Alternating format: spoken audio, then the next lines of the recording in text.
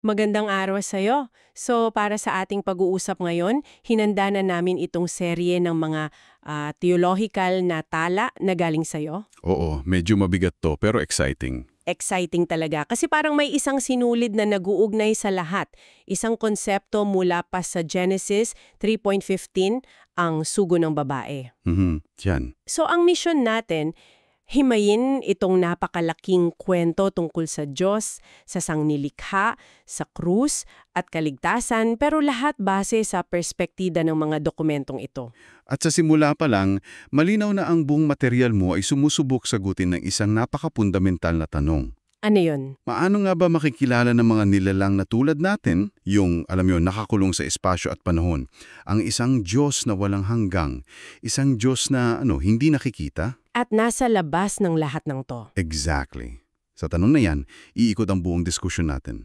Saktong-sakto yung panimula mo kasi alam mo, may isang ideya sa mga tala na agad kumapit sa isip ko.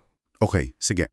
Yung sinasabi sa Juan 1.18 na, walang sinumang nakakita kailanman sa Diyos. Ang linaw, di ba?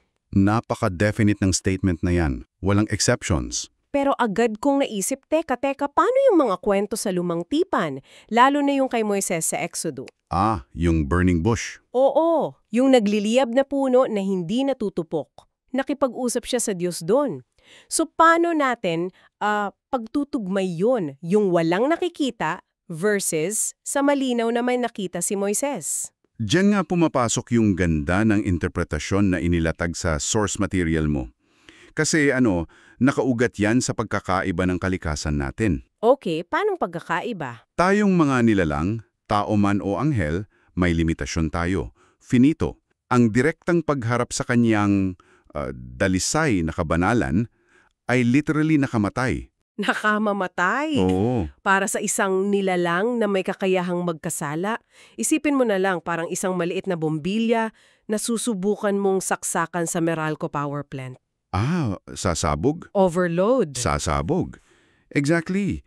Hindi kaya ng sistema natin. So parang may divine firewall, kumbaga, para sa protection din natin. Magandang term yan, divine firewall. So, ang tanong, paano siya nakikipag-ugnayan kung ganun? Yun nga. Ayon sa mga tala mo, ginagawa niya to sa pamamagitan ng mga kinatawan o yung pagpapadala ng isang mensahero na kumikilos sa kanyang pangalan. Kaya pala. So yung nakita at nakausap ni Moises, ayon sa pananaw ng may akda, hindi yun yung Diyos Ama sa kanyang kabuuan, kundi isang anghel na sugo, isang kinatawan na may dalang authority ng Diyos. Okay, so yung pangalan dito, hindi lang siya basta label. Hindi, yung pangalan dito ay kumakatawan sa kapangyarihan, sa karakter, sa mismong presensya ng Diyos na inalalapat niya sa loob ng sanilika.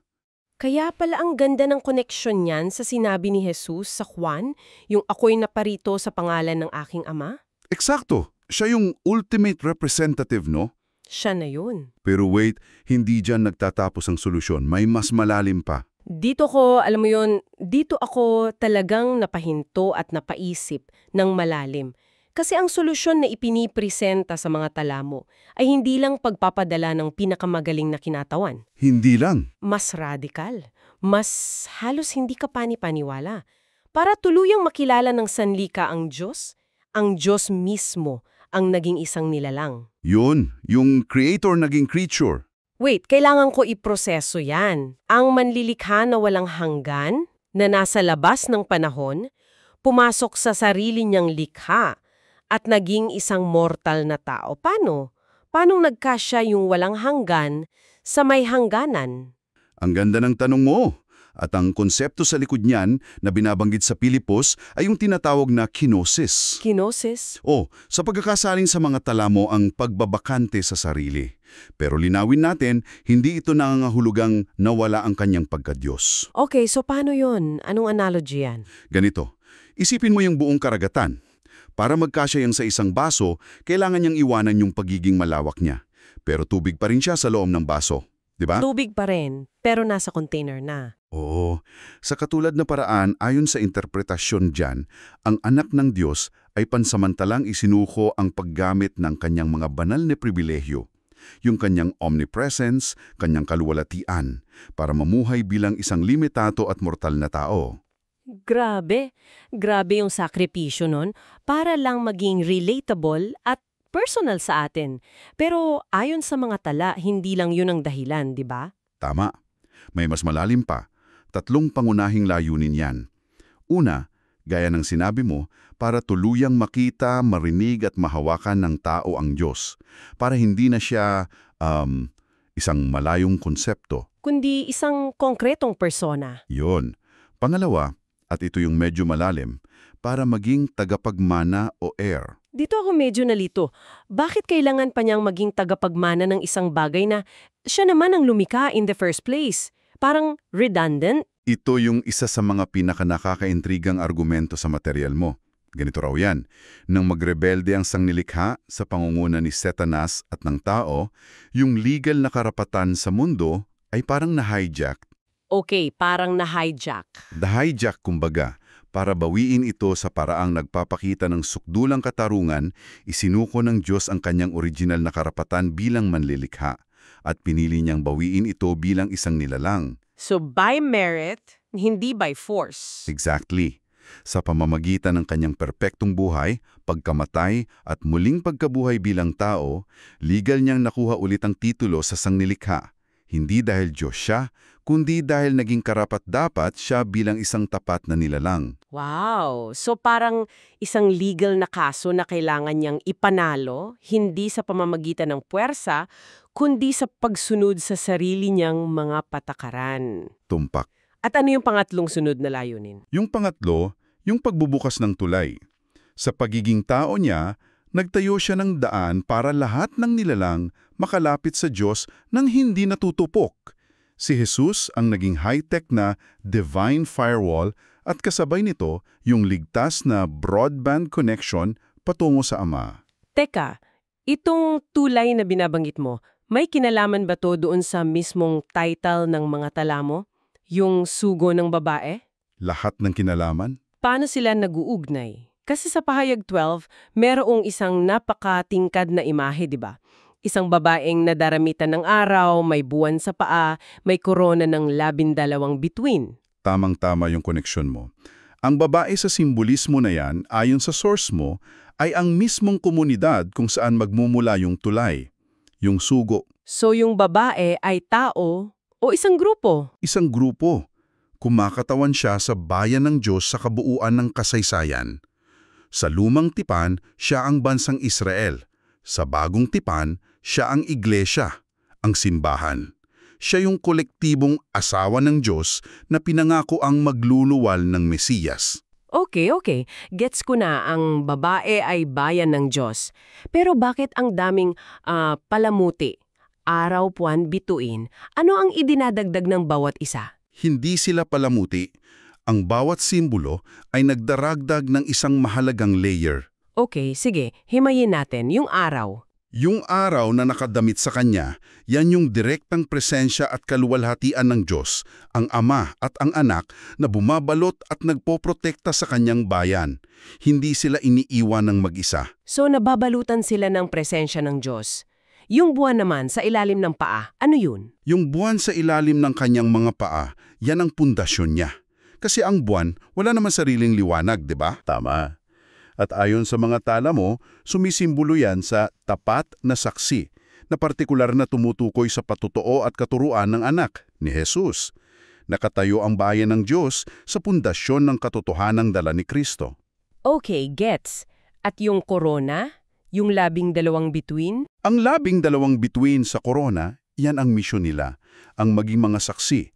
Ang mga bituin, nagbibigay liwanag sa dilim. Sumisimbolo yan sa 12 tribo ng Israel, sa 12 apostol at sa kabuuan ng iglesia. So, kung pagsasama-samahin natin. Ang buong larawan ay, ang bayan ng Diyos na nababalutan ng proteksyon ng Diyos, araw, ay matatag na nakatayo sa patotoo ng anak, buwan, at ang kanyang misyon ay magluwal ng mga saksi, bituin, para sa sanlibutan. At mula sa komunidad na ito, isinilang yung pinakaultimong sugo, ang Mesiyas. Ang ganda ng pagkakahabi ng mga simbolo. At syempre, hindi pa nagtatapos ang kwento sa kanyang pagsilang. Siyempre, Dito na pumapasok ang krus. Grabe, akala ko dati ang krus ay para lang sa kapatawaran. Pero sa binabasa ko sa mga tala mo, parang diamante yan na maraming anggulo. Napakaraming facets. Paano kumukonekta ang lahat ng ito sa krus? Bakit kailangan pa niyang mamatay? Ayon sa mga tala, ang krus ang climax ng buong plano. At may 5 magkakaugnay na dahilan. Una, at ito yung pinakakilala natin, ito yung sukdulang patunay ng pag-ibig at katarungan ng Diyos. Pag-ibig at katarungan. Oo, ipinakita ang pag-ibig kasi namatay siya para sa atin habang makasalanan pa tayo. At katarungan kasi pinapakita na ang kasalanan ay may mabigat na kabayaran. Okay, yun yung una. Pangalama, may binabanggit tungkol sa isang pagtatalo sa mga utos. Parang cosmic legal case ito. Ganyan-ganyan ang paglalarawan. May isang kosmikong akusasyon daw si Satanas na ang mga utos ng Diyos ay hindi makatarungan. Napakabigat daw at imposibleng sundin. So paano yun sinagot? Sa pamamagitan ng perpektang buhay ni Jesus na nagtapos sa kanyang tapat na pagsunod hanggang kamatayan sa krus, pinatunayan niya sa harap ng buong sansinukob na mali yung akusasyon. Posible pala, nanalo siya sa debate kumbaga. At sa pagkapanalo niya, may direktang epekto ito kay Satanas. Tumpak, ito yung 3 punto. Sa krus, natalo si Satanas. Una, nalantad ang tunay niyang karakter. Papatayin niya kahit ang sarili niyang manlilika. Pangalawa, nabali ang pinakamalaki niyang sandata, ang kamatayan. Tama. At hindi lang ito tungkol sa relasyon ng Diyos at tao. May epekto rin daw sa buong kosmos. Oo, yan yung 4, ang pagkakaisa ng sangnilikha. Dahil sa dugo sa krus, lahat ng bagay, sa langit man o sa lupa, ay muling ipagkakasundo sa Diyos. Yung rebelyon, tinuldukan na. At panglima? May panglima pa. Diyos sa krus ang nagbigay daan para ipadala ang banal na espiritu. Ito yung kapangyarihang na binigay sa mga mananampalataya para sila rin makasunod at maging saksi.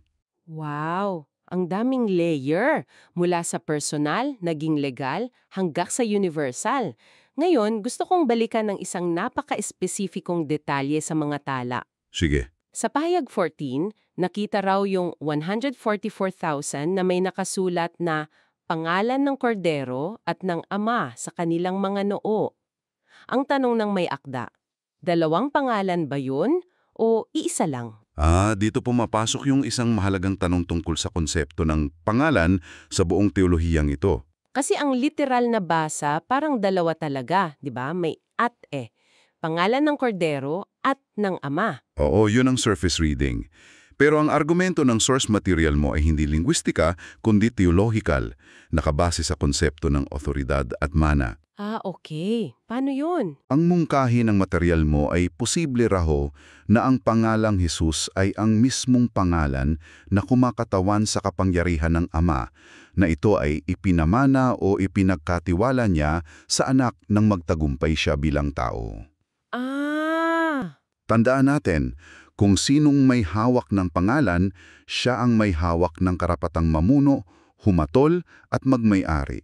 Maging yung banal na espiritu, dumarating sa pangalan ni Jesus. Okay. So ang hinuha? Ang hinuha ng may akda ng iyong mga tala ay posibleng iisang pangalan lang talaga ang nakasulat sa noo nila. At yun ay Jesus. Dahil sa puntong yun ng kasaysayan, ang pangalang Jesus na ang siyang ganap na kumakatawan sa kabuuang otoridad ng Ama at Anak. So yung pagkakaroon ng pangalang yun sa noo, parang isang selyo ng pag-aari at pagiging kinatawan ng gobyerno ng Diyos. Yun ang idea. Okay. So para tipunin natin lahat ng ito, lumalabas na ang buong kasaysayan ng kaligtasan ay hindi lang tungkol sa pagliligtas sa tao. Mas malaki pa. Mas malaki. Ito pala ay isang kosmikong paglilitis kung saan ipinagtantagol ng Diyos ang kanyang karakter na ang kanyang mga utos ay hindi arbitraryo, kundi isang perpektong pagpapahayag ng pag-ibig. At katarungan. Nagsimula tayo sa isang Diyos na di makita at nagtapos tayo sa isang pangalan na isinulat sa noo ng kanyang bayan, isang pangalang na simbolo ng kanyang tagumpay. At bilang pangwakas na kaisipan, may isang ideya sa material mo na gusto kong iwan sa'yo para pag-isipan. Ano yun? Ayon dito, ang pinakahuling patunay ng katarungan ng Diyos ay hindi lang yung ginawa ni Jesus sa krus. Hindi lang? So ano pa? Ang huling ebidensya raw sa cosmic trial na yan ay ang pagpapakita ng mga mananampalataya, yung tinatawag niyang mga martir na saksi, na sa pamamagitan ng banal na espiritu ay handa ring sumunod sa mga utos hanggang kamatayan.